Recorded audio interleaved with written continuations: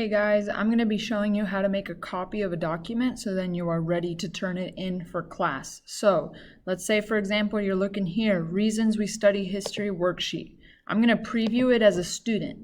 So you guys should see it like this, okay? So when you click on this, you are technically looking at my copy, okay? My original copy.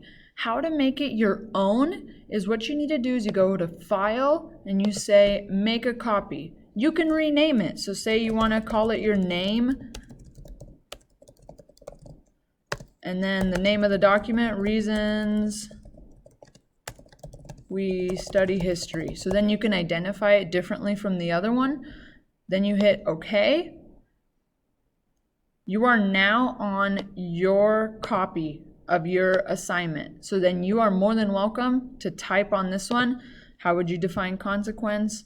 Consequence is defined as blah, blah, blah, blah, blah. Okay, cool. Just thought I would show you guys how to do that.